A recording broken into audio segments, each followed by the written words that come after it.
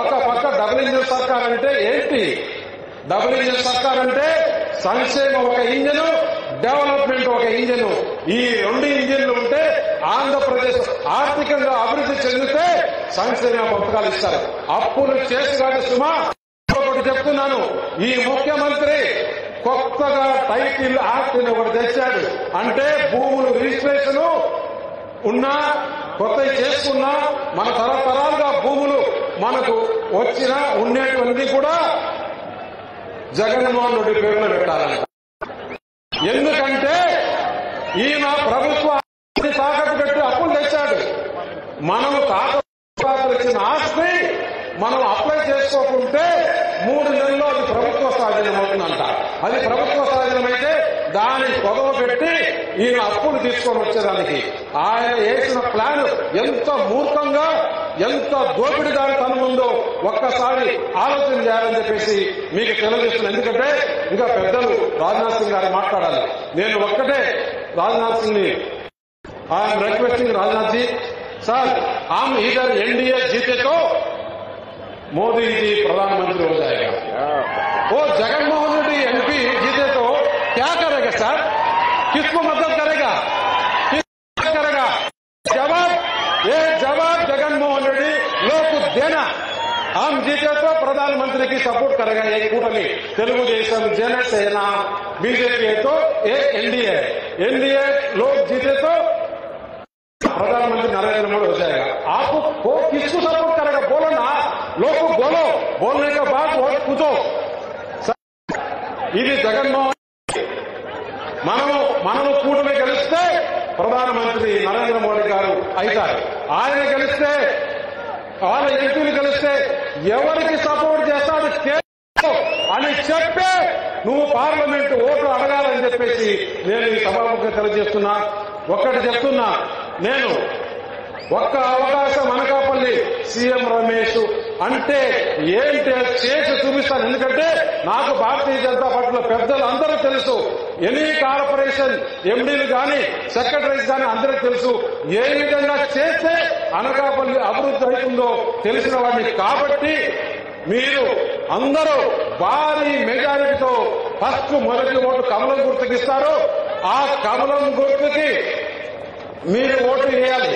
అలాగే ఇక్కడ రామకృష్ణ గారు పెద్దలు చాలా నిజాయితీ పరులు, ఆయనకి జనసేన పార్టీ నుంచి ఓటు వేసి గెలిపిస్తే రామకృష్ణ గారు గెలుస్తారు. పవన్ కళ్యాణ్ గారు ఏదైతే కలలు కన్నారో ఈ కూటమి సాధించాలని ఆయన కలలు మీరు నిజం చేసిన వారైతారు. అలాగే ఇక్కడ మిగతా అభ్యర్థులందరూ కూడా కొన్ని చోట్ల సైకిల్ గుర్తులున్నాయి, కొన్ని చోట్ల గ్లాస్ గుర్తులున్నాయి. వాళ్ళందరూ గెలిస్తే చంద్రబాబు నాయుడు గారు ముఖ్యమంత్రి అవుతారు. ఏదైతే మన ప్రధానమంత్రి నరేంద్ర మోడీ గారు డబుల్ ఇంజిన్ సర్కార్ రావాలని చెప్పాడో అది చేసి తీరుతుంది. మీరు కూడా ఈ 15 రోజులు నిద్రపోకుండా కష్టం చేసి మీకు కనపడేదల్లా ఒక కంటిలో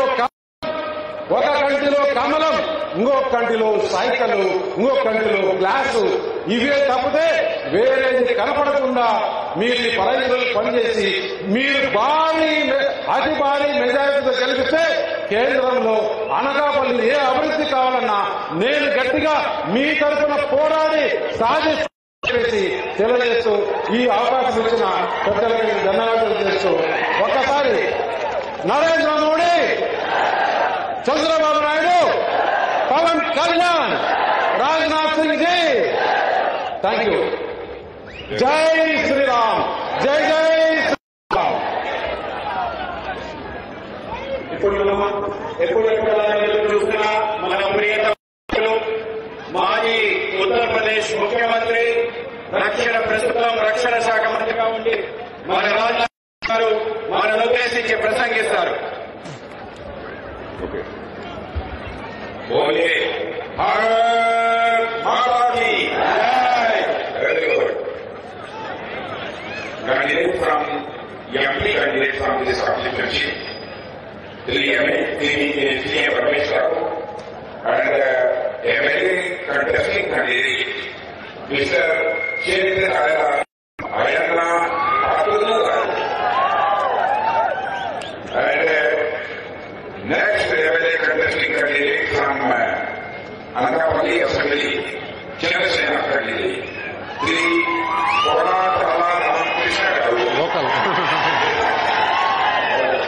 And Sri Bandaru Satyanarayana Gurti. Badugula Assembly, TDP MLA contesting candidate, Srimati Bengal Anisha Garu. And the PDP MLA contesting candidate, Sri Prachar Karla Ramesh Babu Garu, MLA contesting candidate from Janasena, and KM Raju Garu, and Sri MLA contesting candidate, and Sundarap Vijay Kumar. Sri Sundarap Vijay Kumar. Sri Sundarap Vijay Kumar Garu, Janasena MLA contesting candidate, Anakapalli District President, Sri Batula Rajwa Babu Garu, Sri Bharat Reddy Parmeshwar Garu, Anakapalli District VP President, Sri Pila Govind Garu, MLA and PDP Anakapalli Sri Dali Veerabhadra Rao Garu, Sri Bina Madhava. Brothers and sisters, unfortunately, I can't deliver my speech in very beautiful language Telugu, and I will deliver my speech in Hindi, and that will be translated by Mr. Madhav, State Vice President, Region. Okay, sir. Okay, sir. First of all, అందరికీ నమస్కారం. బాగున్నారా? బాగున్నారా? Wonderful. मेरे कहना भाइयों, अनकापल्ली में किसी को एड्रेस करने के लिए मैं आया।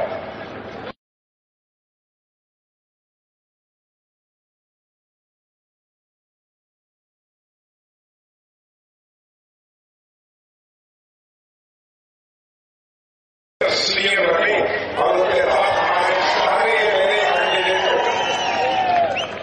क्लियर मेजॉरिटी नहीं बल्कि फास्ट मेजॉरिटी से जिताने का यहाँ की जनता ने बता लिया है। मैं यहाँ के सारे कांग्रेसी मेरे कैंडिडेट को सुन रहा था, सभी बहुत ही अच्छा हो रहा है, और मैं कहता हूँ कि सीएम रमेश को पार्लियामेंट में बोलते हुए क्योंकि 12 year member of parliament Rajya Sabha रहे उस रूप में भी काम करते हुए मैंने सीएम रमेश को देखा। मैं इस कंक्लूजन पर पहुंचा हूं कि आपका यही कैंडिडेट केवल फ्लावर है बल्कि फायर है, क्योंकि आपने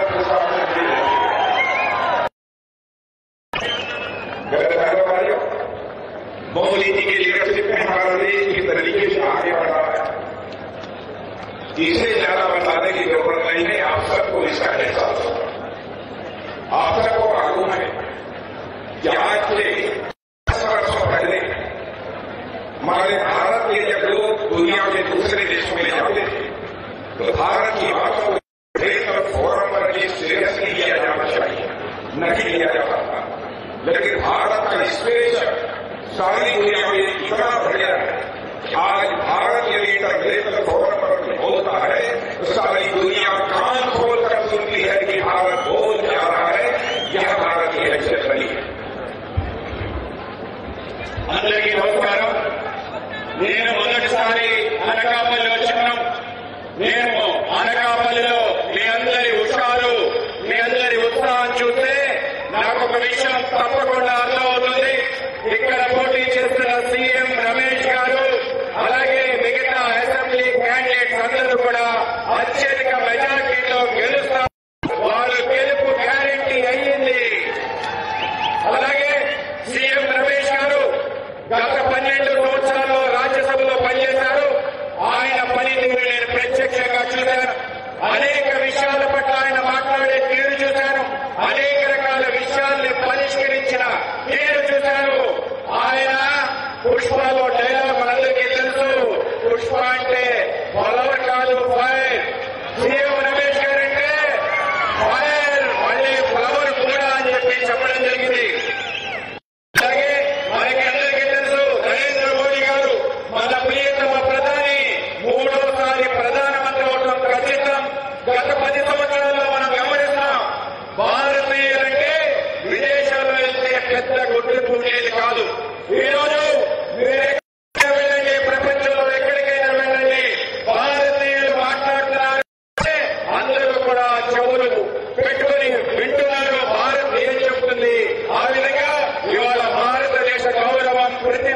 ప్రపంచ